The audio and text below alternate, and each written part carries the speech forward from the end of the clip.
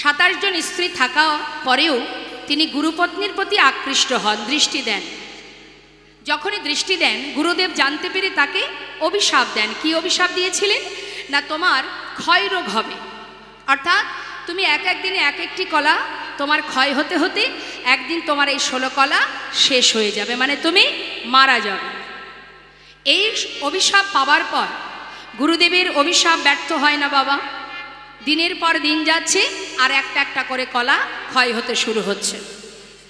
এদিকে তার 27 জন স্ত্রী তারা চিন্তায় পড়ে গেল যে আমাদের স্বামী যদি মারা যায় তাহলে আমাদের কি উপায়।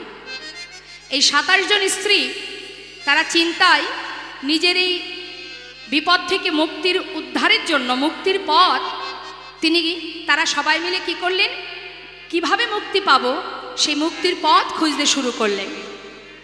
হঠাৎ মনে পড়ে গেল তাদের যে একমাত্র দেবাদিদেব মহাদেব ভোলানাথের কাছে, তার কাছেই এই সমস্যা সমাধানের পথ আমরা জিজ্ঞাসা করব।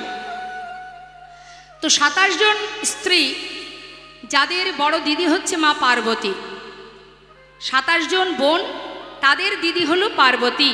তা মা পার্বতী যদি দিদি হবে, ভোলানাথ সম্পর্কে কি হবে?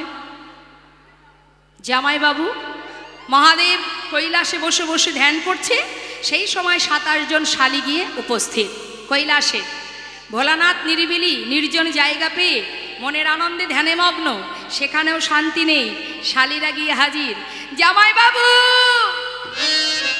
জামাইবাবু, ও জামাইবাবু, ও জামাইবাবু, ও জামাইবাবু।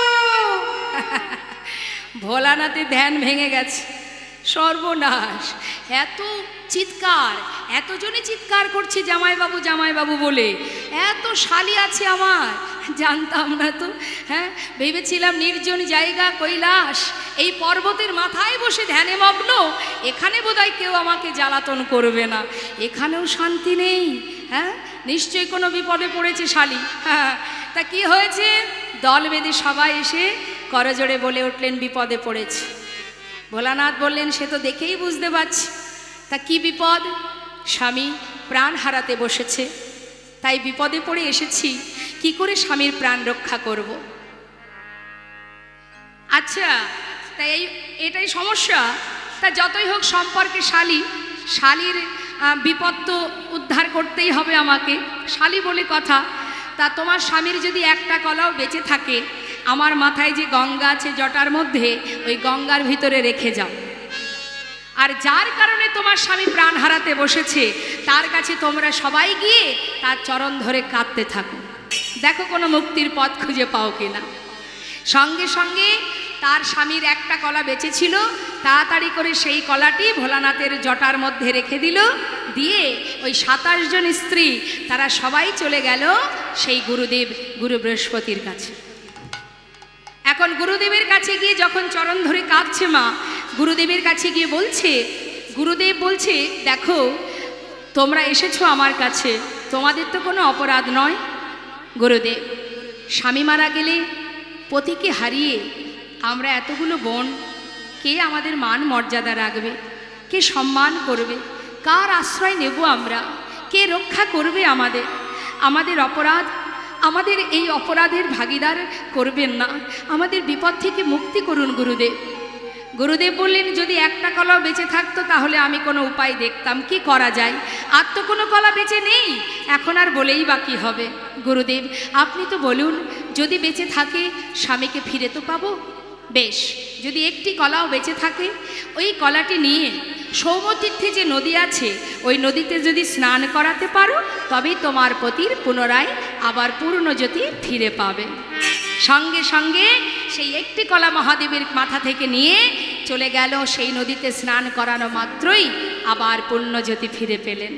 আর যেই না ফিরে পেয়েছে, খুশি হয়ে মনের আনন্দে চন্দ্রদেব বলে উঠলেন, ওরে আজ যখন তুই আমার পুনরায় আবার জ্যোতি ফিরিয়ে দিয়েছিস, তাই আজ আমি তোকে আশীর্বাদ স্বরূপ নাম দিলাম, তোর নাম প্রভাস। নিতাই গৌর হরি বল। প্রভাযুক্ত আস, পুনরায় আবার আমাকে বাঁচিয়ে দিয়েছিস, পূর্ণ জ্যোতি ফিরিয়ে দিয়েছিস, তাই পুনরায় জ্যোতি ফিরে পাওয়ার জন্য তোর নাম প্রভাস। এখন এই প্রভাস নদী আবার অভিশপ্ত হয় মা। কিভাবে অভিশপ্ত হয়? এই অভিশাপ থেকে মুক্তি দেবার জন্যই গোবিন্দ প্রভাস নদীর তীরে যজ্ঞ করেছিলেন। তা অভিশাপটা কে দিয়েছিল? একজন মুনিবর, নিতাই গৌর হরিব। তা সেই মুনিকে, মুনিপুত্র ছোট্ট একটি শিশু, সে গিয়েছিল, যার নাম চিত্রঙ্গদা, সে গিয়েছিল তৃষ্ণায় জল পান করার জন্য। কথাগুলো একটু মন দেবেন। জল পান করতে গিয়ে ওই প্রভাস নদীর বুকে কুমির বাস করে। কুমির কি করেছে? ওই শিশুটাকে তীর থেকে, মানে পাড় থেকে তাকে ধরে টেনে নিয়ে জলের মধ্যে গিয়ে খেয়ে ফেলে। যখনই খেয়ে ফেললো, অন্যান্য মণিপুত্ররা খবর পেয়ে তার পিতার কাছে গিয়ে জানালেন। এখন পিতার কাছে গিয়ে যখন জানালেন, তখন সেই পিতা ছুটতে ছুটতে ওই প্রভাস নদীর তীরে এসে বললেন, ওরে প্রভাস, তুই আমার পুত্রের প্রাণ হরণ করেছিস, আমি তোকে অভিশাপ দিলাম, তোর বক্ষের জল শুকিয়ে যাবে, প্রখর রৌদ্রে তুই শুকিয়ে যাবি, তোর বক্ষের উপর দিয়ে পশু পাখি কীট পতঙ্গ তারা হাঁটবে চলবে এবং মলমূত্র ত্যাগ করবে, সবাই তোকে ঘৃণা করবে। প্রভাস সঙ্গে সঙ্গে নিজ মূর্তি ধারণ করে বললেন, হে মুনিবর, আপনি অভিশাপ দেবেন না, আমার তো কোনো দোষ নেই, আমার বক্ষে যে কুমির বাস করে সে আপনার সন্তানকে প্রাণে মেরেছে, আমার কি অপরাধ? তখন মুনিবর মনে মনে চিন্তা করলেন, সত্যই তো, ওর তো কোনো দোষ নেই, শুধু শুধু ওকে অভিশাপ দিলাম। তখন বলে উঠলেন, তবে শোন প্রভাস, অভিশাপ যখন দিয়েছি এ তো আর ফিরিয়ে নেওয়া যাবে না, তাই আশীর্বাদও করে গেলাম, যেদিন এই প্রভাস নদীর জল দিয়ে ভগবান কৃষ্ণচন্দ্র রাধারানীর চরণ ধৌত করবে, সেই দিনই তুই মুক্তি পাবি, তার আগে নয়। নিতাই গৌর হরিবল হরিবল। সেই কারণেই ভগবান প্রভাস নদীর তীরে যজ্ঞ করেছিলেন। শুধু এটাই কারণ ছিল না মা, আরও অনেক কারণ। একটু চলে যাব মহাভারতে। মহাভারতে কুরুক্ষেত্রে যুদ্ধের পর হস্তিনাপুরে রাজা হয়েছিল ধর্মরাজ যুধিষ্ঠির। যখন রাজা হলো, ভগবান কুন্তি পিসিমাকে ডাকলেন, পিসিমা, তোমার ছেলে মস্ত বড় রাজা, জীবনে এত কষ্ট, এত দুঃখ, এত যন্ত্রণা পেয়েছ, আজ তোমার ছেলে হস্তিনাপুরের কত বড় রাজা। পিসিমা, তুমি রাজমাতা হয়েছ, আর তোমার কোনো দুঃখ নেই, আজ তুমি মুক্ত, সমস্ত দুঃখ কষ্টের অবসান ঘটে গেছে, সুখের নাগাল খুঁজে পেয়েছ পিসিমা, এবার আমি যাই, আমাকে বিদায় দাও। রথের ওপরে বসে আছে মা, আর এদিকে কুন্তি পিসিমা মনে মনে ভাবছে, কৃষ্ণ যখনই আমাকে ছেড়ে ঘরে যায়, যাবার সময় বলে, পিসিমা আমি আসি। আসি কথার অর্থ কি মা? আসি মানে কি? বাড়ির বাচ্চারা বাড়ির থেকে যখন যায়, ভুল করে যদি বলে মা যাই, তখন মা কি বলেন? বল আসি, যাই বলতে নেই। তা যখনই গোবিন্দ বলেছে পিসিমা আমি যাই, তখনই তার মনে খটকা লাগলো, এমন কথা কৃষ্ণ কেন বলল? তবে কি কৃষ্ণ আজ চলে গেলে আর কখনো আসবে না? এমন কথা তো কখনো বলে না। কৃষ্ণ, এতদিন তুমি আমার কাছ থেকে ঘরে ফেরার সময় আমাকে বলো আমি আসি, আজ তুমি যাই কথাটা কেন বললে? তবে কি আজ চলে গেলে তুমি আর আসবে না? পিসিমা ছাড়ো সব কথা, চলে যাবার আগে আমি তোমায় বর দিয়ে যাব। বলো না পিসিমা, কি বর নেবে? যা চাইবে আমি তাই দেব। কুন্তি পিসিমা বলে উঠলেন, কৃষ্ণ বর দেবে আমায়? তবে দিয়ে যাও।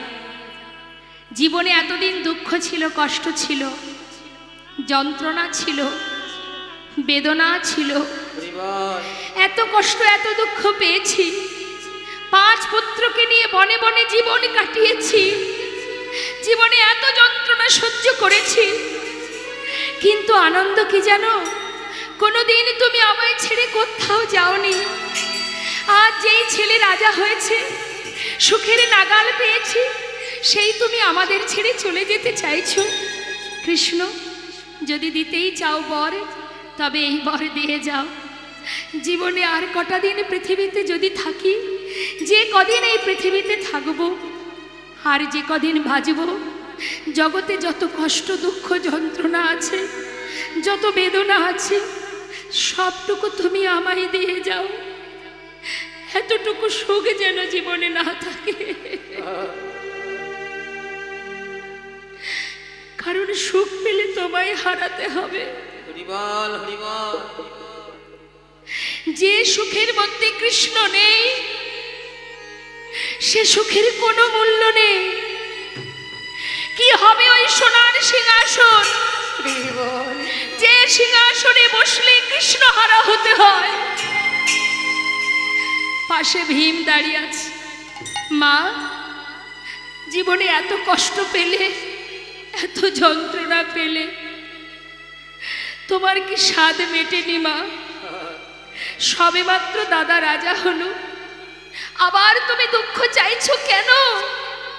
মা বললেন, ওরে ভীম, জীবনে দুঃখ ছিল বলেই কৃষ্ণ সহায় ছিল। বলতো বাবা, আজ যদি কৃষ্ণ চলেই যায়, এই সোনার সিংহাসনে রাজা হয়ে বসে, রাজ রানী হয়ে কি সুখ আমার? রাজমাতা হয়ে আমি থাকতে চাই না। নেমে আয় বাবা, যে সিংহাসনে বসলে ভগবান ছেড়ে চলে যায়, সে সিংহাসনে বসার কোনো দরকার নেই। নেমে আয়, ওই সিংহাসন ছেড়ে নেমে আয়। চল, যেমন করে বনে বনে দিন কাটিয়েছি, সারা জীবন কাটিয়েছি, আর যে কদিন বাঁচবো বনেই কাটিয়ে দেব। তবে কৃষ্ণকে তো হারাতে হবে না। ভগবান কৃষ্ণচন্দ্র, ভক্তের ভগবান, ভগবানকে বেঁধে ফেললেন দুফোঁটা চোখের জলে। রথ থেকে নেমে এসে কুন্তি পিসিমাকে জড়িয়ে ধরে বলে উঠলেন, পিসিমা, এ তোমার কেমন ভালোবাসা পিসিমা? হরিবল হরিবল। সারা জীবন কষ্ট পেয়েও বাকি দিন কটাও কষ্ট পেতে চাও? এ জগতে সবাই সুখ চায়, তুমি কেন দুঃখ চাইছো পিসিমা? হরিবল হরিবল। কৃষ্ণ, সুখ পেলে যে কৃষ্ণ পাওয়া যায় না, সুখে থাকলে যে কৃষ্ণ হারা হয়ে যেতে হয়। তাই কৃষ্ণকে পেতে গেলে জীবনে যেটাই আসুক না কেন, সেটাই আমার জীবনের আনন্দ, সেটাই সুখ। আর আমি কিচ্ছু চাই না। কথা দিলাম পিসিমা, তোমার ভালোবাসায়, তোমার ভক্তিতে আমি তোমার কাছে চিরতরে বাধা পড়ে গেলাম। পিসিমা, যখনই আমায় তুমি ডাকবে, আমি তোমার কাছে এসে সাড়া দেব পিসিমা। ধরে ফেললেন মা। চোখের জল ভগবান সইতে পারেন না, সবে পারেন। কেউ যদি তার জন্য কাঁদে, আর তিনি স্থির থাকতে পারেন না। পিসিমাকে সান্ত্বনা দিয়ে বিদায় নিয়ে চলে যাচ্ছে রথে করে। কিছুটা পথ গেছে, হঠাৎ পিছন থেকে আর এক মা চিৎকার করে উঠেছে, মাধব মাধব।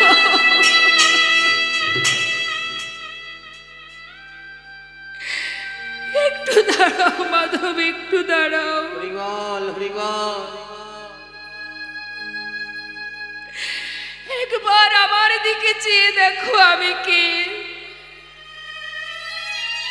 চিনতে পারছো আমায়? আমি সেই মা, এক নয় দুই নয়, শত সন্তান হারা জননী আমি। চিনতে পারছো? পারছো চিনতে আমাকে? সেই অভাগিনী মা আমি। সবাইকে হারিয়েছি, বংশে বাতি দেওয়ার মতো একটি প্রদীপ আর বেঁচে নেই। এত সন্তান হারিয়েছি আমি একমাত্র তোমার জন্য। তোমার জন্য আমি সন্তান হারা হয়েছি। তুমি যদি না চাইতে কোনোদিন এই যুদ্ধ হতো না। আমি সন্তান হারা ভাগিনী হতাম না।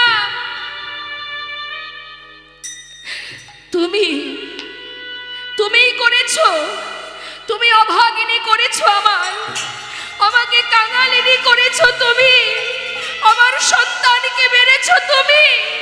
আজ আমি তোমায় অভিশাপ দেব মাধব, আমি সুবল কন্যা, আজ তোমায় অভিশাপ দেব।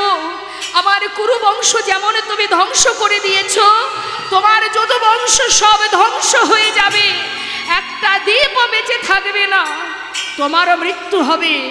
ওই নিম্ন বৃক্ষের ডালে তুমি থাকবে বসে, তোমার চরণখানি দর্শন করে একটি মাছরাঙা পাখি ভেবে তোমাকে ব্যাদের হাতে মরতে হবে, এই আমি তোমায় অভিশাপ দিলাম।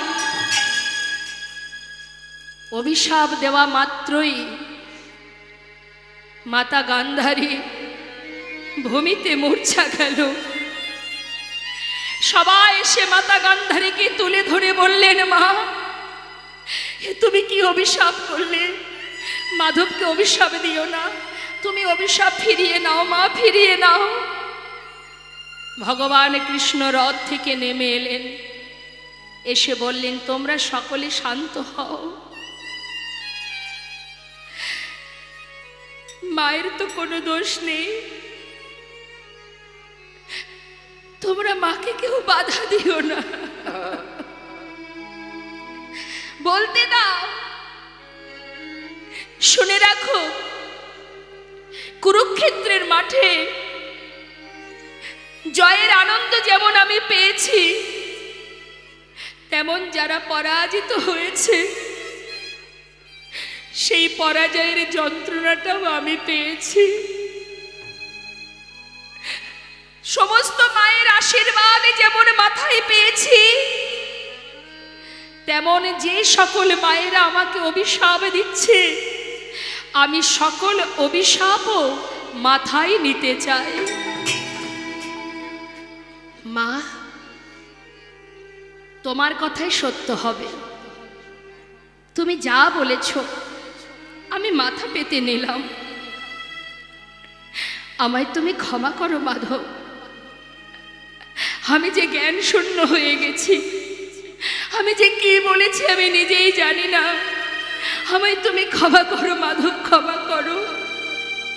মা, তুমি মন্দ কিছু বলনি মা, তুমি যা বলেছ আমি মাথা পেতে নিলাম। মাগো, এই যে মায়ের অভিশাপ, যদুবংশ ধ্বংস হবে, 56 কোটি যদুবংশ, তারা যখন সবাই বড় হলো, যৌবন বয়স, তারা এতটাই উদ্ধত্ত হয়েছিল, এতটা দুষ্টু হয়েছিল, কখনো গুরুজনকে সম্মান করত না। এদের মধ্যে একটি সন্তান ছিল মেয়েদের মতো দেখতে, যার নাম ছিল শাম্ভ। সেই শাম্ভকে নারী সাজিয়ে পেটের উপরে একটা কড়া বেঁধে জঙ্গলে মুনি ঋষিদের কাছে নিয়ে গিয়ে, এতটাই দুষ্টু ছিল সেই বালকেরা, মুনিকে বিরক্ত করে বলে উঠলেন, ও মণিবর, তোমরা সাধনা করছো যুগ যুগ ধরে, বলতে পারো এর গর্ভে কে জন্ম নেবে?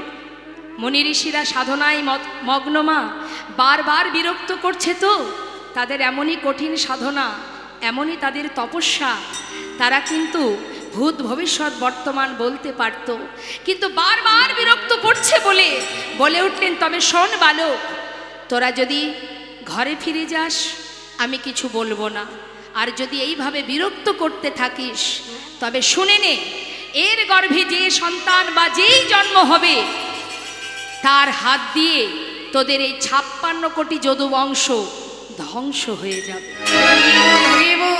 কথা শোনা মাত্রই সঙ্গে সঙ্গে ঘরে ফিরে গেল। দেখতে দেখতে যে পেটে কড়াটা বেঁধেছিল সেটা ফাল হয়ে প্রসবিত হলো।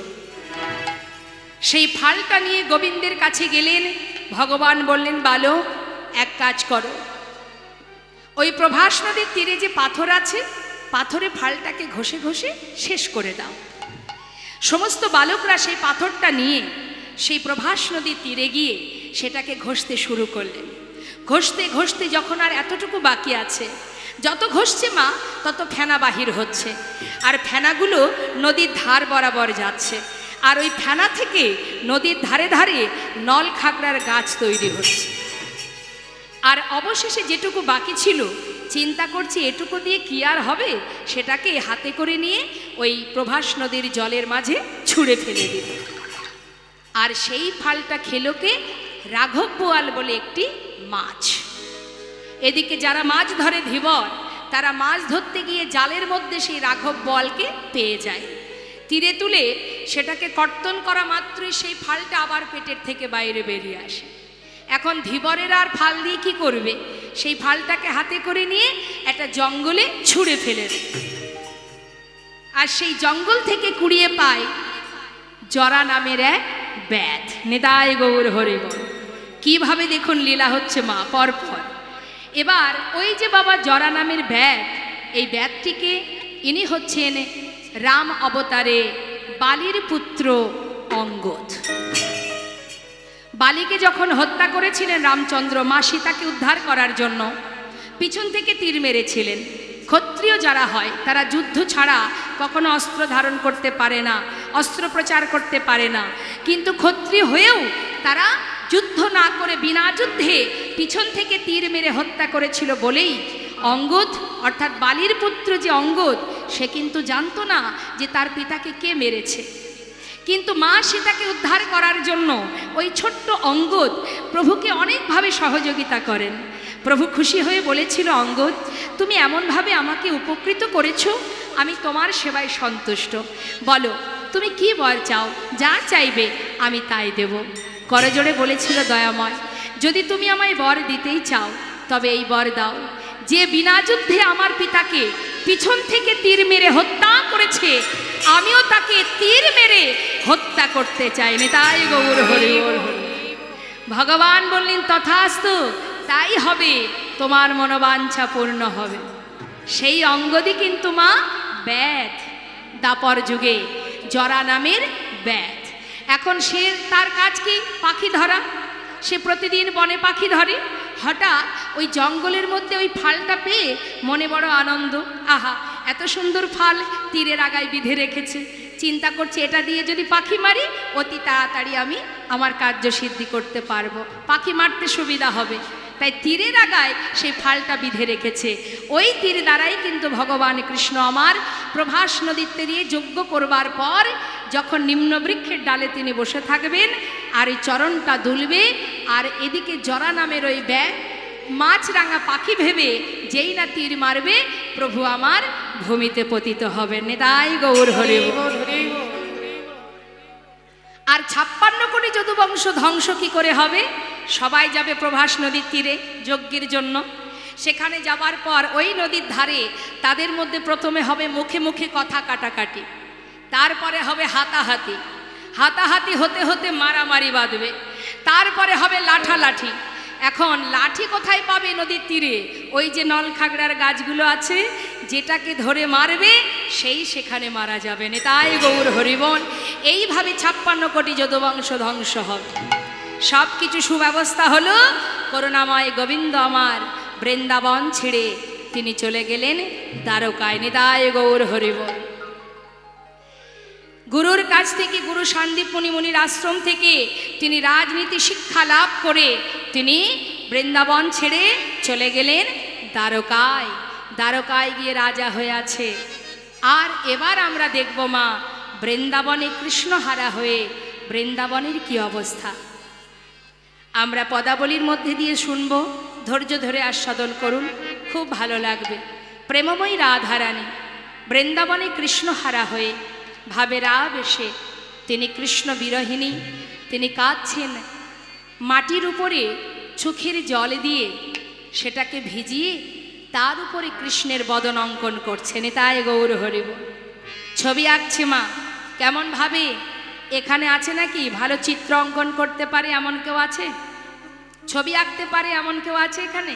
একটু হাত তুলে দেখান কে ভালো ছবি আঁকে। ভাবতে ভাবতে যাচ্ছে তাপটা কোথা থেকে আসছে। তাড়াতাড়ি করে একটু একটু করে বৃন্দাবনের ভিতরে যখন প্রবেশ করেছে মা, দেখছে বৃন্দাবনবাসী সবাই কৃষ্ণ শোকে শোকাহত, সবাই কাঁদছে, এতটাই কাতর তারা, তাদের যে বিরহের যন্ত্রণা সেটাই যেন তাপ অনুভব হচ্ছে। বৃন্দাবনে কৃষ্ণ হারা হয়ে সবাই কাঁদছে, যে যেমনভাবে ভালোবাসে। তাই না দেখে দেবর্ষি নারদ মনে মনে বলছে, হে গোবিন্দ, আজ যদি বৃন্দাবনে না আসতাম জানতে পারতাম না। কি জানি কেন মনে হলো একটু বৃন্দাবনে যাই, একটু সাধু সঙ্গ করব। এসেছি বলেই বুঝতে পারলাম সবাইকে কাঁদিয়ে দ্বারকায় রাজা হয়ে তুমি বসে আছো, কত সুখে আছো তুমি, আর কত জনকে কাঁদাবে তুমি। সবাই কাঁদছে তোমার জন্য। এ তুমি কেমন, এত নিষ্ঠুর তোমার হৃদয়। হে দয়াময়, কত জনার অভিশাপ তুমি নেবে। প্রত্যেকটি মানুষ যদি কাঁদে, তাদের চোখের জল তোমার জীবনের অভিশাপ হয়ে দাঁড়াচ্ছে। সবার অভিশাপ তোমার মাথায়। আর কত কাঁদাবে তুমি ভক্তকে। না না, আজ এর একটা বিহিত করতেই হবে। আজ আমি যাব বৃন্দাবন থেকে ওই দ্বারকায়। আমি দ্বারকায় গিয়ে দেখব যে সবাই বৃন্দাবনবাসীকে কাঁদিয়ে সে কত সুখে আছে। নিজের বীণাকে বলছে, বীণা, আজ থেকে তুই প্রভুর নাম ভুলে যা, এই নাম আর করবি না। আজ থেকে তুই প্রভুর নাম ভুলে গিয়ে রাধা নাম জপ কর। যে প্রভু সবাইকে কাঁদায় সে নাম আর গাওয়ার প্রয়োজন নেই। পথের ধারে দাঁড়িয়েছে গোবিন্দ। দেবর্ষি নারদ বীণা বাজাতে বাজাতে যেই না গোবিন্দের সামনে, তাকে প্রণাম করে গোবিন্দ বলে উঠলেন, মণিবর, আমি বুঝতে পেরেছি তুমি বৃন্দাবন থেকে এসেছো। এসো এসো মণিবর, তুমি ভেতরে এসো। ভেতরে নিয়ে গিয়ে আসন পেতে বসতে দিলেন। পাতা আসনে বসে দেবর্ষি নারদ গোবিন্দের মুখের দিকে তাকিয়ে আছে। বলছে, হে রাজন, আজ বড় কষ্ট হচ্ছে অন্তরে আমার, তোমাকে দেখে বড় কষ্ট হচ্ছে মহারাজ। ভগবান কৃষ্ণ বললেন, দেবর্ষি, তুমি আগে বলো বৃন্দাবনের সবাই কেমন আছে? আমার মা, আমার সখারা, ব্রজবাসী, নন্দ মহারাজ, তারা সবাই কেমন আছে? তারা কুশলে আছে তো? দেবর্ষি নারদ বললেন, হে রাজন, তারা কেমন আছে না আছে তুমি কি করে বুঝবে? তারা যত কষ্টই পাক না কেন, তাতে তোমার কি আসে যায়? কিন্তু জানো রাজন, আজ তোমাকে দেখে আমার বড় দুঃখ হচ্ছে। সমস্ত জগৎবাসী, বৃন্দাবনবাসী সবাইকে তুমি কাঁদিয়ে যে মহাসুখে বিরাজ করছো, তুমি কি জানো তোমার কত অপরাধ হচ্ছে? অপরাধ? হ্যাঁ, মনে পড়ে সেই পুরাবের কথা, কুরুক্ষেত্রের কথা, মাতা গান্ধারীর কথা, যে অভিশাপ করেছিল তোমায়। সবাইকে কাঁদিয়েছো তুমি, আজ বৃন্দাবনবাসী তোমার জন্য কাঁদছে। আর কত, আর কত, আর কত কাঁদাবে তুমি? তাদের চোখের জল তোমার জীবনের অভিশাপ। অভিশাপ খণ্ডন করো রাজন, খণ্ডন করো। গোবিন্দ বললেন, মণিবর, কি করার আছে আমার? আমি কি করব? একবার আমায় উপায় বলে দাও। দেবর্ষি নারদ বললেন, মহারাজ, সেই জন্যই তো আসা, এর একটা ব্যবস্থা করতে হবে। দেবর্ষি নারদ কেন এসেছে মা? বৃন্দাবনবাসী যাতে আসতে পারে, কৃষ্ণকে দেখতে পায়, মনের কষ্ট দূর হয়ে যায়। যার কারণে আজ এই সুব্যবস্থা। শুধু একটা কারণ নয়, যজ্ঞের পিছনে অনেকগুলো কারণ। বলছে, শোনো রাজন, তুমি যদি যজ্ঞ করতে পারো, যজ্ঞ করলে কি হয়? জীবনের সমস্ত পাপ দূরীভূত হয়ে যায়। আচ্ছা, তা যজ্ঞ করতে গেলে কি কি করতে হবে? মহারাজ, সাধু গুরু বৈষ্ণবকে নিমন্ত্রণ করতে হবে। স্বর্গ, মর্ত, পাতাল সব জায়গায় নিমন্ত্রণ পত্র দিতে হবে। আর যখন সকলে আসবে, যে যা চাইবে দান করতে হবে। আজ দেবর্ষি নারদ মা যজ্ঞের নিয়মাবলী শিখিয়ে দিচ্ছেন গোবিন্দকে। কি বলছে? শোনো শোনো, যজ্ঞ না করলে অপরাধ খণ্ডন হয় না। এটা শুধুমাত্র দ্বাপর যুগে নয়, ত্রেতা যুগেও হয়েছে, তাই তো? ওই সুরধ্বনির তটভূমে আপনারাও আসিবে, সুরধ্বনির তটভূমে আপনারাও আসিবে, এই নামি যজ্ঞে সবাই যেন আসে আসে গো, নামি যজ্ঞে সবাই যেন আসে। সাধু গুরু বৈষ্ণবকে নিমন্ত্রণ করলেন করজোড়ে। আর নিমন্ত্রণ যেই না পেয়েছে মা, আনন্দ আর ধরছে না তাদের। মনের আনন্দে সবাই যাচ্ছে গৌর দর্শনে। নিতাই গৌর হরিবল হরিবল। এখন এই যে আজকের এই সুন্দর মহতী হরিবাসর, আপনারা অনেক দিন ধরেই জেনেছেন এখানে মহতী হরিবাসর হবে, এখানে হরিকথা হবে, লীলা কথা হবে। আপনারা খবর পেয়ে পাগলের ন্যায় ছুটে এসেছেন। তা বাবা, যার কথা শ্রবণ করবার জন্য এই যে সারা রাত ধরে আপনারা বসে আছেন, একবারও ভেবে দেখুন, যাকে চোখে দেখেননি তার কথা শোনার জন্য পাগলের ন্যায় বসে আছেন কেন? এটাই হলো ভক্তি, এটাই হলো ভালোবাসা, এটাই হচ্ছে শুদ্ধ প্রেম। যাকে চোখে না দেখলেও অন্তর থেকে বিশ্বাস করা যায় যে তিনি আমাদের কাছে আছেন, তিনি আমাদের ভালোবাসেন, সুখে দুঃখে তিনি সর্বদাই আমাদের কাছে ছায়ার মতো আছেন। বিশ্বাস আছে, ভালোবাসা আছে, তাই তো আজ আপনারা এখানে বসে আছেন। আমাকে দেখার জন্য তো আর এত রাত ধরে বসে নেই। এমন কোনো রূপসী সুন্দরী রমণী আমি নই যে আমাকে দেখার জন্য রাত্রি 2টো পর্যন্ত বসে থাকবেন। তাহলে আপনারা এখানে বসে আছেন কেন? একমাত্র আপনাদেরকে বসিয়ে রেখেছে কৃষ্ণ কথা, হরি কথা। নিতাই গৌর হরিবল হরিবল। এতটাই আকর্ষণ, এতটা ক্রিয়া, নামের এত মহিমা যে আপনারা ঘন্টার পর ঘন্টা বসে আছেন। কখন যে সময়টা চলে যাচ্ছে সেদিকে লক্ষ্য নেই।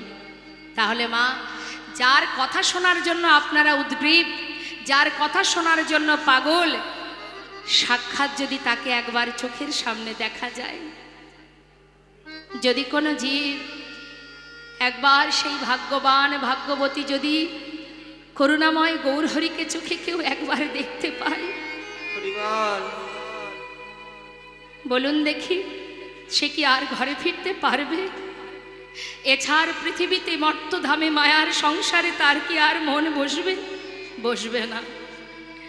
আজ নদিয়াবাসী গৌরহরিকে এত ভালোবাসে, তারা যখনই খবর পেয়েছে সুরধ্বনির তীর আলো করে গৌরহরি হরিনামে যজ্ঞ করবেন, খবর পাওয়া মাত্রই যে অবস্থায় ছিল সবাই ছুটতে ছুটতে যাচ্ছে সুরধ্বনির তীরে, কিন্তু খালি হাতে কেউ যাচ্ছে না মা। সবার হাতে ভগবানের সেবার সামর্থ্য অনুযায়ী কিছু না কিছু সাথে করে নিয়ে যাচ্ছে। শাস্ত্রে আছে কোনো কোনো জায়গা আছে বাবা, যেখানে খালি হাতে কখনো যেতে নেই। যেমন মনে করুন, আপনি যদি গুরু দর্শনে যান তাহলে কিন্তু খালি হাতে যেতে নেই, আপনার ক্ষমতা অনুযায়ী কিছু না কিছু আপনি নিয়ে যাবেন। যদি ভগবত দর্শনে যান, যদি কখনো হরিবাসরে যান, খালি হাতে যেতে নেই, আপনার ক্ষমতা অনুযায়ী কিছু নিয়ে যাবেন। আবার দেখবেন আমাদের সমাজে যেমন যখন অন্নপ্রাশন হয়, বাচ্চাদের অন্ন মুখে দেওয়া হয়, তখনও দেখবেন যাদেরকে নিমন্ত্রিত করা হয় কেউ কি খালি হাতে যায়? যায় না। এই রকম কিছু কিছু জায়গা আছে যেখানে খালি হাতে যেতে নেই, কিছু না কিছু নিয়ে যেতে হয়। তা আজ সমস্ত নদিয়াবাসী সবাই মিলে যাচ্ছে সুরধ্বনির তীরে গৌরহরি হরিনাম যজ্ঞ করবেন বলে মনের আনন্দে যাচ্ছে সবাই হরিনাম মহামন্ত্র জপ করতে করতে। তা আমরাও সবাই মিলে লীলার সাথে সাথে যাচ্ছি, যখন আমরাও তো যাচ্ছি লীলা শ্রবণ করতে করতে, আমরাও তো সাথে সাথে যাচ্ছি, তাহলে একবার আমরাও তো হরিনাম করতে পারি। আপনারা ভক্ত, পরম বৈষ্ণব আপনারা, তাই এই সুন্দর সাধুর বাজারে সাধুসঙ্গ করতে করতে একবার যদি আমরা হরিনাম করতে পারি, আজকের দিনে যে কর্মটুকু আপনি করবেন চিত্রগুপ্তের খাতায় কিন্তু লেখা হবে মা। একবার গিয়ে বিচার সভায় যখন বিচার হবে বলতে তো পারবো অমুক স্থানে সাধুর বাজারে বসে দুহাত তুলে আমরা সবাই আত্মনাদ করে প্রাণ ভরে আকুল প্রাণে তোমার মধুমাখা হরিনাম বদনে গেয়েছিলাম, বলতে তো পারবো। আসুন সেই পরপারের কথা চিন্তা করে, সেই করুণাময় গোবিন্দের কথা ভেবে তার চরণে যাতে ঠাঁই পায় সেই ভাবনা নিয়ে আমরা সবাই মিলে একবার হরিনাম জপ করব। আমি গাইব, শুনুন, তারপরে আপনারা গাইবেন। হাত তুলুন সবাই, প্রত্যেকে তুলবেন। সবাই তুলেছেন তো? বাহ। এবার আমি নাম করব, আমি যেই নাম শেষ হবে আমার, আপনারা হরিনাম গাইবেন, উচ্চস্বরে গাইবেন, স্বতঃস্ফূর্তভাবে গাইবেন। কৃপণতা, জড়তা, অলস যেন না থাকে হরিনামে। সবাই তুলুন হাত, সবাই তুলবেন। বাহ। হরে কৃষ্ণ, আছি তো? হরে কৃষ্ণ কৃষ্ণ কৃষ্ণ হরে হরে, হরে রাম রাম রাম হরে হরে, হরে কৃষ্ণ। জোরে বাবা, হরি বল হরি বল বাবা।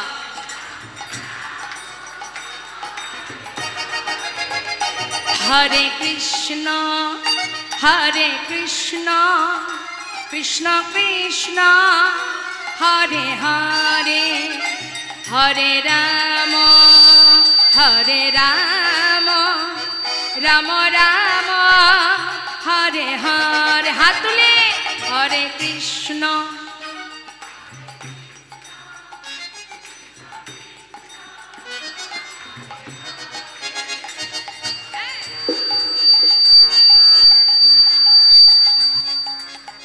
হরি বল। হরে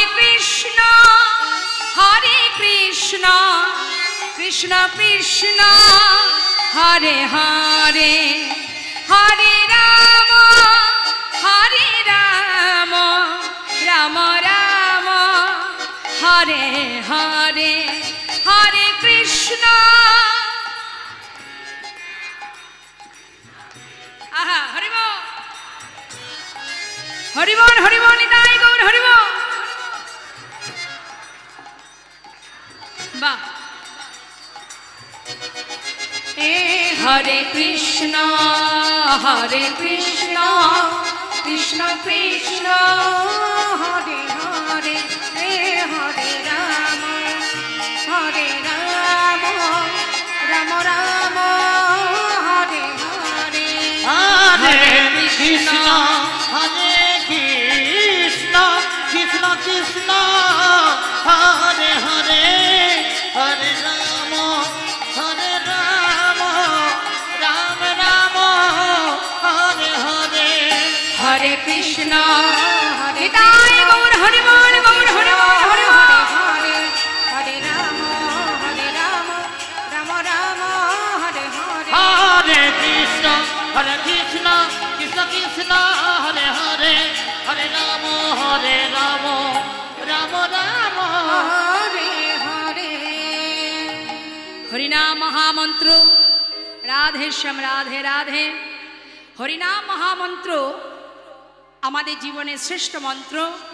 জগতে যত রকমের দেবদেবীর পূজায় শ্লোক আমরা স্তব করি সেগুলোকে বলা হয় মন্ত্র, আর হরিনামকে বলা হয় মহামন্ত্র। তাই যদি জীব মহামন্ত্র জপ করে তাহলে সমস্ত রকমের মন্ত্র জপ তাতে হয়ে যায়। তাই আজ সমস্ত নদিয়াবাসী সাধু গুরু বৈষ্ণব তারা গৌরহরির সেই হরিনাম যজ্ঞের নিমন্ত্রণ পত্র পেয়ে মনের আনন্দে যাচ্ছে। মহাজন বললেন দেখো যাচ্ছে সবাই, শুনিয়া সবাই মিলে যাচ্ছে।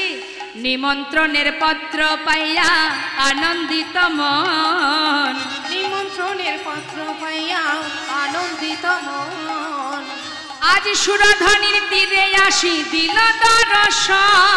সুরধনির তীরে আসি দিল সংসার আজি সুরধনির তীরে আসি দিল দর্শন সুরধনি তীরে আসি দিল দর্শন আনন্দ ধরে না আনন্দ ধরে না তাদের আনন্দ ধরে না আনন্দ ধরে না আজি গৌর চরণ হেরবে বলে আনন্দ ধরে না আজি গৌর বাদন হেরবে বলে আনন্দ ধরে না আজি গৌর বদন হেরবে বলে হরি হরি হরি বলে গৌর বদন নিতাই গৌর হরি বল। হরি বলে হরি হরি হরি বলে গৌর বদন হেরবে বলে হরি হরি হরি বলে আনন্দ ধরে না সুরধনির তীরে আসি দিল দর্শন ওই না সুরধ্বনি তীরে আসি দিল দর্শন সবাই সুরধনী গঙ্গার তীরে এসে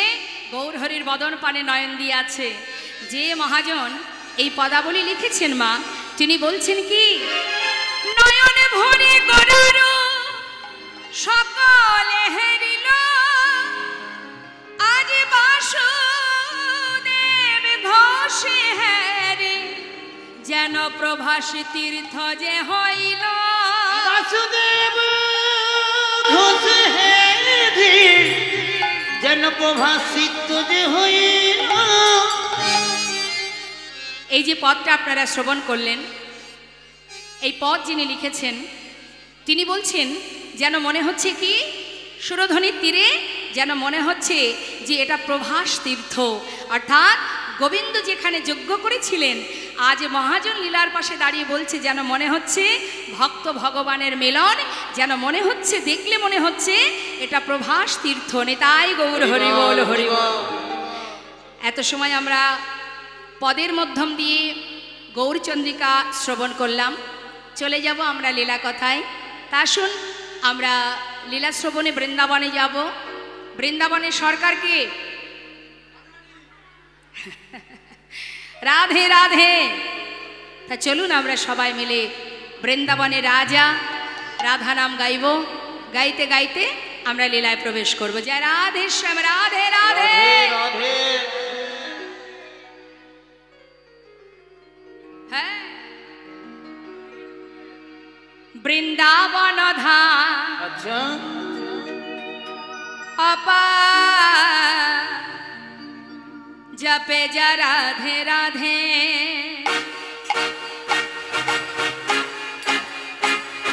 राधे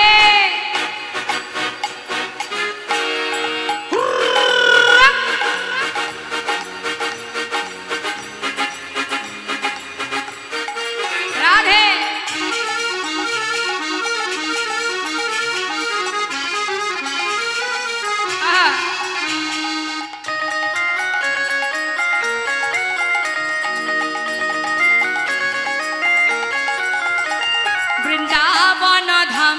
বৃন্দাবন ধাম অপার জপে যা রাধে রাধে হাই বৃন্দাবন ধাম অপার জপে যা রাধে রাধে জপে যা রাধে রাধে ভজে যা রাধে রাধে জপে যা রাধে রাধে ভজে যা রাধে রাধে राधे आली बेली अच्छा। राधे आली बेली सरकार जपे जरा राधे राधे राधे अलबेली सरकार जपे जा राधे राधे राधा रानी की জয় वृंदावन धाम की জয়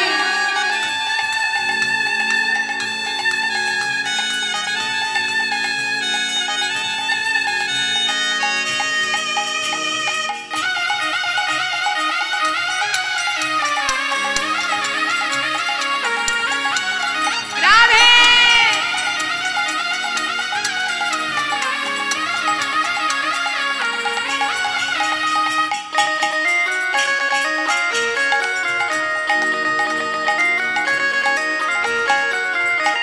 जो राधा राधा गावे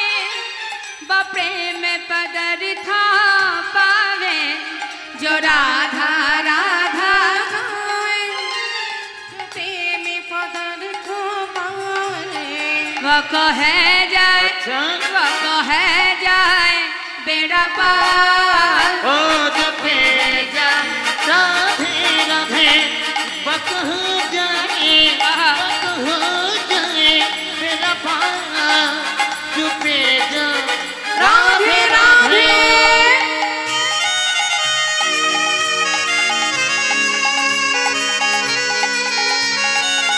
राधे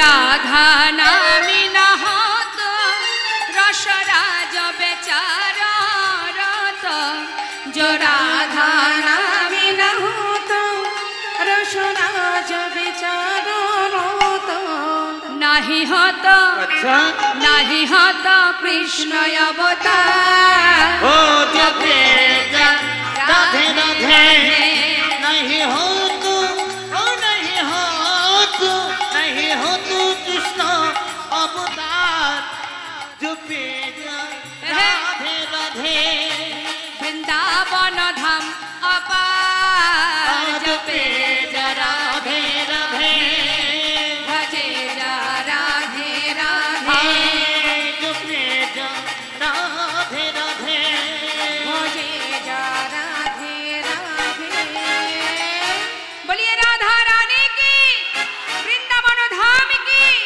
बांके बिहारी लाल की राधे राधे संजय राधे राधे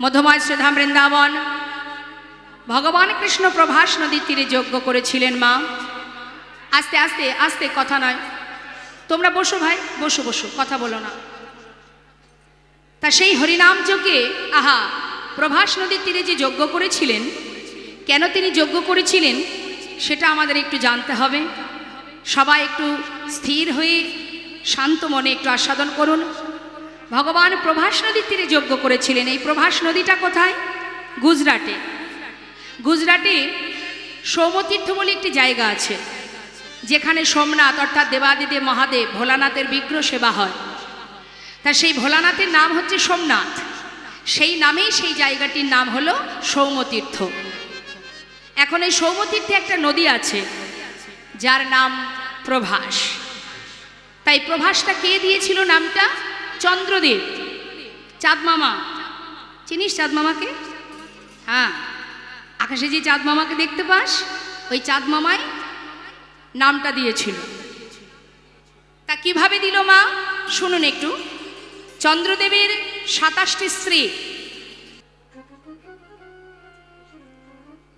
কেউ নেই আচ্ছা আচ্ছা মানুষের ছবি আঁকতে গেলে কোথা থেকে শুরু করতে হয় আপনি যদি মানুষের একটা চিত্র অঙ্কন করেন শুরুটা কিভাবে করতে হয় বদন থেকে বা চরণ থেকে তাই তো মা তাহলে দেখুন আমার রাধা রানী কত সুন্দর চিত্র অঙ্কন করছে পদটা কিন্তু মন দেবেন খুব মন দিয়ে শুনবেন প্রত্যেকটা কথার মধ্যে ধ্যান দেবেন খুব ভালো লাগবে কি বলছে আজ আমার রাধা রানী মৃত্তিকার উপরে নয়নে জলে আজ মৃত্তিকা ভিজিয়ে আজ ভাবের আবেশে তিনি কাঁদছেন আর কি করছেন আজ রাধারানী আমার চিত্র অঙ্কন করছেন মুখে কি বলছে কৃষ্ণ কৃষ্ণ বলি কাঁদে বাহু তুলি মরমে দারুণ ব্যথা কৃষ্ণ কৃষ্ণ বলি ওই কাঁদে বাহু তুলি মরমে দারুণ ব্যথা মৃত্তিকায় পরে মূরতি আঁকিয়া কহে তার শনে কথা মৃত্তিকার উপরে মূরতি আঁকিয়া কহে তার শনে কথা বলে একবার বধূ কথা বলো, বলে একবার বধূ কথা বলো, ফিরে আসো কিবা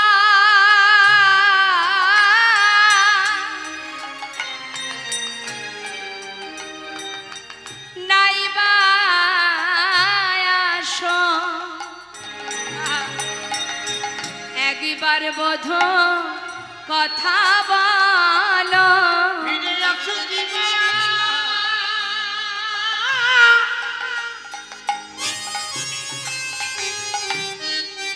তুমি নাইবা আসো। একবার বধূ কথা বলো, মৃত্তিকায় উপরে মূরতি আঁকিয়া কহরে তার শনে ওই না মৃত্তিকার উপরে আহা, মূর্তি আঁকিয়া কহই তার সনে কথা। ওমা আঁকছে কি জানো, শুনুন একে একে আঁকছে, তবে কোথা থেকে আঁকছে? না মস্তক থেকে না চরণ থেকে। রাধারানী আঁকছে কোথা থেকে? মহাজন বর্ণনা দিচ্ছেন, পদাবলিতে বলছেন, দেখো দেখো আঁকিয়া সে কটি, মানে কোমরটা পরাই ঘটি, কত না যতন করি। দেখো আঁকিয়া সে কোটি, পরায় ঘটে কত না যতন করি। নাভি সরোবর আঁকিল তারি পর, কত না যতন করে। ওই দেখো না ভীষণ আখিল তার পার কত না যতন করি। ওমা বল হরিব। আজ কি করলেন? সুন্দর করে কোমরটা এঁকেছে, একটা পরনে সুন্দর করে ধটি বেঁধে দিয়ে নাভি সরোবর অঙ্কন করেছে। যেই না এঁকেছে, পাশে কারা? সখীগণ। সখীরা বলে উঠছে, আয় রায়, ও রায়, রায় কি হয়েছে বল দেখি তোর? আরে বাবা, এ কেমন আঁকা ছিড়ি রে, এইভাবে কেউ চিত্র অঙ্কন করে? কি রে, গুরু ধরে অঙ্কন শিখেছিলি, সব ভুলে গেছিস না কি রে? হ্যাঁ, আরে বাবা, মানুষ যদি চিত্র অঙ্কন করে হয় মস্তক থেকে আঁকে, না হলে চরণ থেকে আঁকে, তুই মাঝখান থেকে ছবি আঁকছিস কি রে? ভুলে গেছিস বুঝি? শ্রীমতী রাধারানী বলিছেন ললিতারে, না না আমি চিত্র অঙ্কন ভুলি নাই। আহা, তবে এমন ভাবে আঁকছিস কেন? ওরে ললিতা রে, যদি আমি বদন আঁকি, ওই বদনের জোড়া ভুরু বাঁকা নয়ন যদি একবার আমার চোখে পড়ে যায়, আর যে আমি অঙ্কন করিতে পারবো না রে, ওই নয়নে যে জন নয়নে দেয়, সে যে জগতের সব ভুলে যায়, সেই জন্য আমি আঁকি না। আচ্ছা, যদি নয়ন আঁকলে তোর নয়ন জলে ভরে যায়, তাই তুই অঙ্কন করতে পারিসনি, তাহলে চরণ থেকে শুরু করতে পারতিস, চরণ থেকে আঁকলি না কেন? ওরে ললিতা রে, এই বৃন্দাবনে কৃষ্ণ আমায় ছেড়ে চলে গেছে, যদি আগে তার চরণ আঁকি, আবার যদি সে আমায় ছেড়ে চলে যায়, বলে বল আমি কি নিয়ে ব্রজে রইব, তাই তো আমি চরণ আঁকি নাই। হরিবল হরিবল। সখীরা বলে উঠলেন, রাধে রাধে, তোর মতো ভজনে কে বা জানে, এই তো প্রকৃত ভালোবাসা। ফিরে আসো বা না আসো তাতে কোনো দুঃখ নাই, শুধু একবার কথা বলো। চরণ আঁকছে না কেন? চরণ আঁকলে যদি আবার হেঁটে চলে যাই, তাহলে আমি কি নিয়ে বাঁচবো? ভালো কথা। এবার রাধারানী আমার ধীরে ধীরে উপরের দিকে উঠছে। কি করছে মা? নাভি আঁকা হয়ে গেল। এবার আঁকছে কি? বাহু দুটি আঁকি। আহা,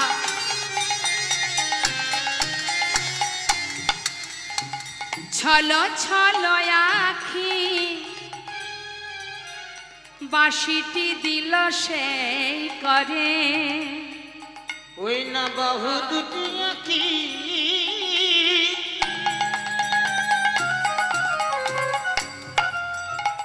চলো চলো আঁখি। হরিবল হরিবল। ওই বাঁশিটি দিল সেই করে। এবার হাতে বাঁশি দিয়েছে মা, সুন্দর করে হাত দুটো এঁকে হাতে বাঁশিটা ধরিয়ে দিয়েছে।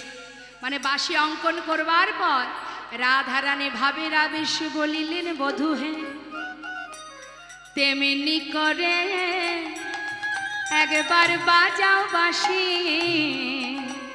তেমনি করে হরিবল হরিবল। একবার বাজাও বাঁশি। যে বাঁশি সুরে আমি আমি পাগলিনী অবধূ তেমনি করে বাজাও বাঁশি। যে বাঁশি শুনে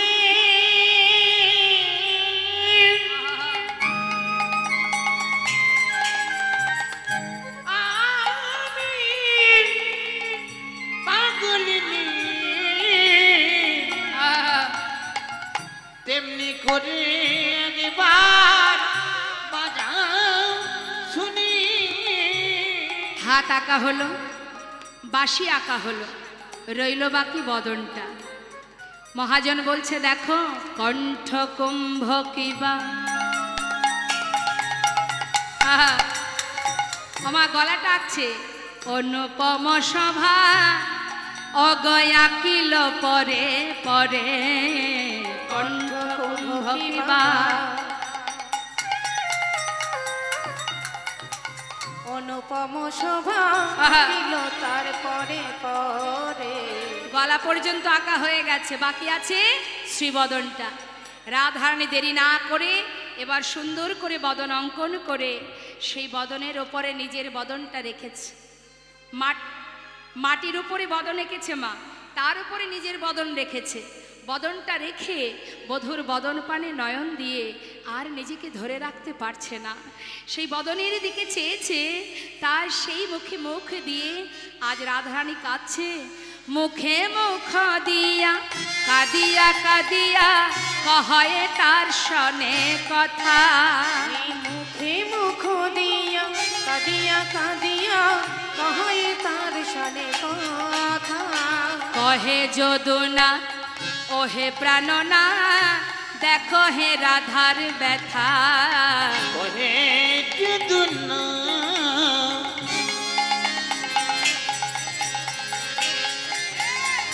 ওহে প্রাণনা দেখো না রাধার ব্যথা। তুমি একবার এসে দেখে যাব, তুমি একবার এসে দেখে যাও গো আমার রাধারানী।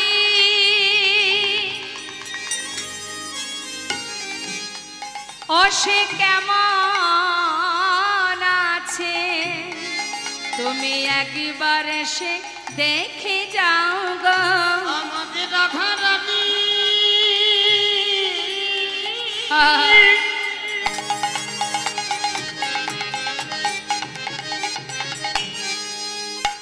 সে কেমন আছে,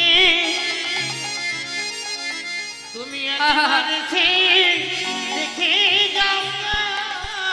কহে যদুনা ওহে প্রাণনা দেখো হে রাধারো ব্যথা। ওই না কহে যদুনাথ ওহে প্রাণনাথ দেখো না রাধার ব্যথা।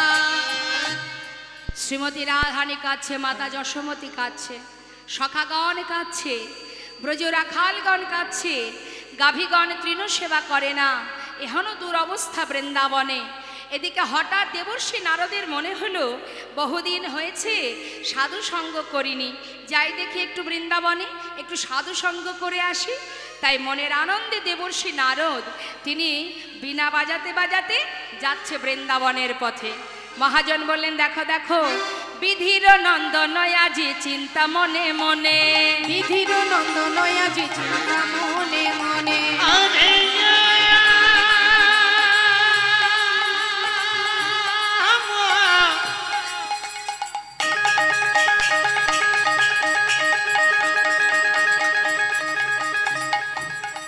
চলে যা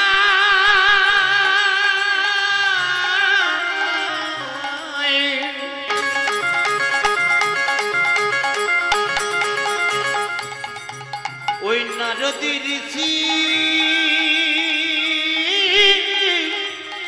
বৃন্দাবনে পথে পথে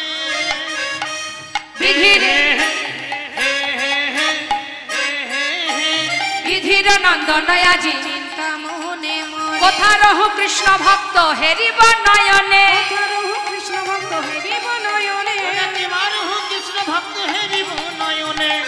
মনের আনন্দে যাচ্ছে মা, সাধু সঙ্গ করবে। এখন বৃন্দাবনের দিকে যাচ্ছে তো মনের আনন্দে। মহাজন বললেন, দেখো দেখো আজ দেবর্ষি নারদ যাচ্ছে সাধু সঙ্গ করবার জন্য।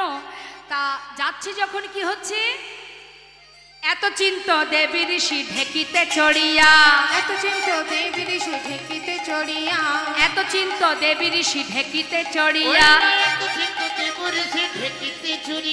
দেখিতে দেখিতে যাই উলসিত হইয়া, দেখিতে দেখিতে যাই উল্লসিত হইয়া, দেখিতে যাই উল্লসিত হইয়া।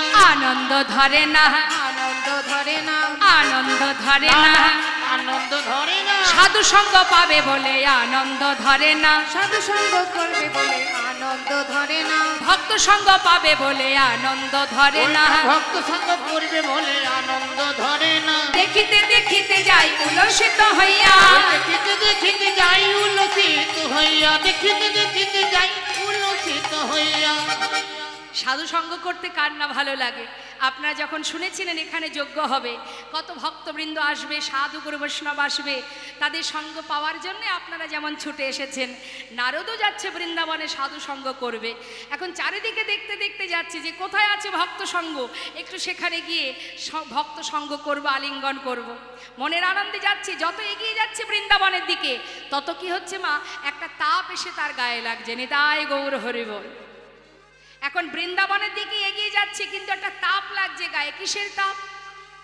আমরা পথে চলতে চলতে যদি কোনো জায়গা থেকে একটা তাপ আসে, আমরা মনে মনে কি ভাবি? মনে করুন রাস্তা দিয়ে যাচ্ছি গাড়িতে, একটা তাপ লাগলো গায়ে, কি ভাববো? তবে কি কোথাও আগুন টাগুন লেগে গেল? একটু মনের ভিতরে চিন্তা হয়। দেবর্ষি নারদও সেই তাপটা অনুভব করে চারিদিকে দেখছে যে তাপটা কোথা থেকে আসছে। তপ্তদর্শী দেবী ঋষি চারি পানে চায়, তপ্তদর্শী দেবী ঋষি চারি পানে ওই চায়, না তপ্তদর্শী দেবী ঋষি চারি পানে চায়, কোথা হতে তাপ আসি লাগে মোর গায়ে, কোথা হতে তাপ আসি লাগে মোর গায়ে, কোথা হতে তাপাসি লাগল মোর গাও। কর রাধা নাম জপ কর, বল বল যন্ত্র, রাধা নামে মন্ত্র, বলো বলো যন্ত্র, রাধা নামে মন্ত্র, বল বল যন্ত্র, রাধা নামে মন্ত্র, যাগ যজ্ঞ ব্রত পূজা কিছু নাহি আর। বলো বলো যন্ত্র, রাধা নামে মন্ত্র, বল বল যা যা, এই রাধা নামে মন্ত্র, যাগ যজ্ঞ পূজা কিছু নাহি আর। বল বল বীণে, রাধা নামে ও বীণে, বল বল বীণে, রাধা নামে বীণে, বল বল বীণে, রাধা নামে বীণে, বলো বলো বীণে, রাধা নামে বীণে, এ ত্রিভুবনে কিছু নাহি আর। বলো বলো যন্ত্র,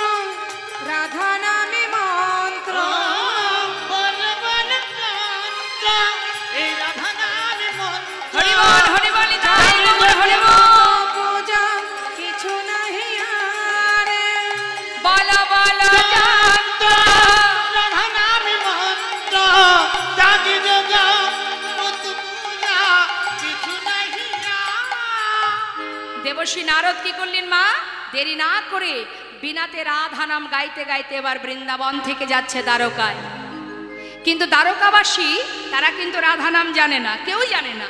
সেখানে যাচ্ছে নারদ রাধা নাম গাইতে গাইতে, তা রাধারানীর নাম গাইতে গাইতে যাচ্ছে দেবর্ষী বিনাতে। আর আজ আমরাও সবাই মিলে বদন ভরে রাধা নাম গাইব।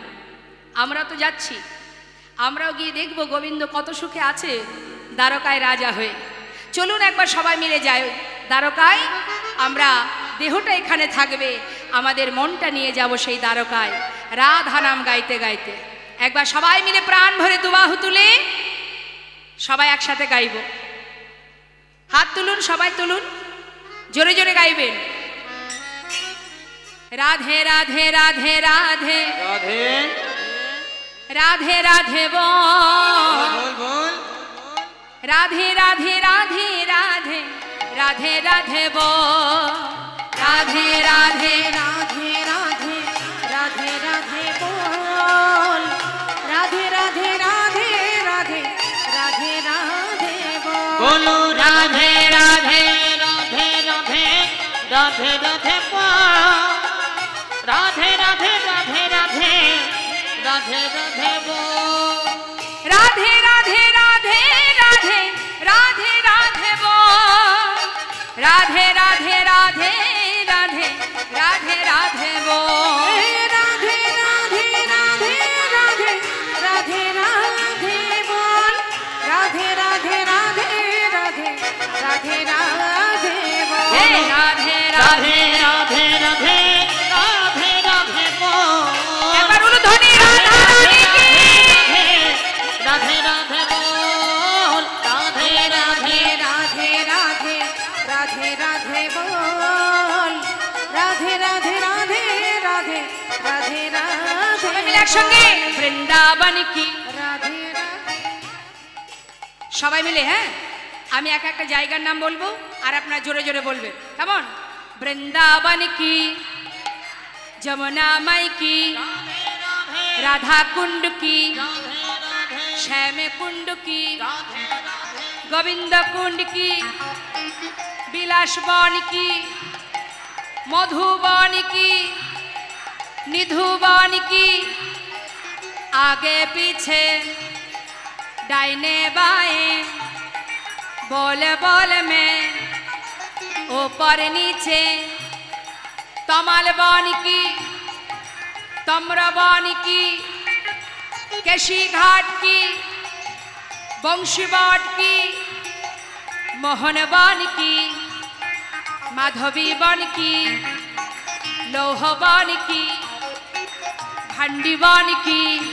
बोलो राधे राधे राधे राधे राधे राधे वो, राधे राधे राधे राधे राधे राधे बोल, राधे राधे राधे राधे राधे राधे वो, राधे राधे राधे राधे राधे राधे वो, बोलो राधे राधे राधे राधे राधे राधे बोल, राधे राधे राधे राधे राधे राधे बोल, राधा रानी की, वृंदावन धाम की, बाके बिहारी लाल की जय।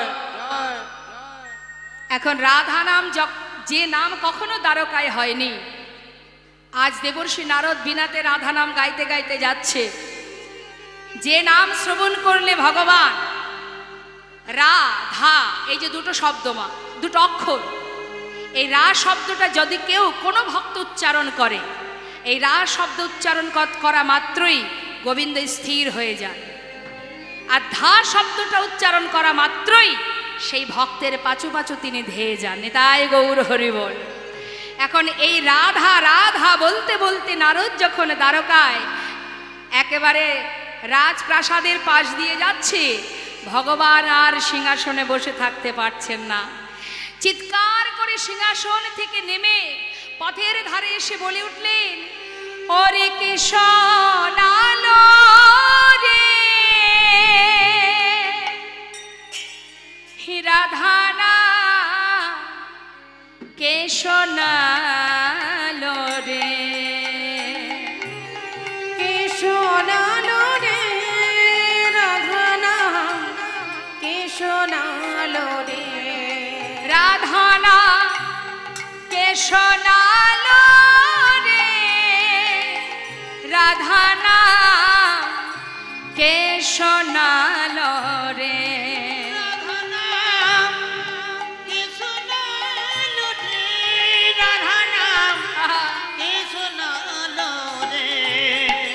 ও যার নাম শুনে এ প্রাণ আমার, নাম শুনে প্রাণ যার নাম শুনে এ প্রাণ আমার আকুল কইল রে, রাধা কে শোনালো রে, রাধা কে শোনালো রে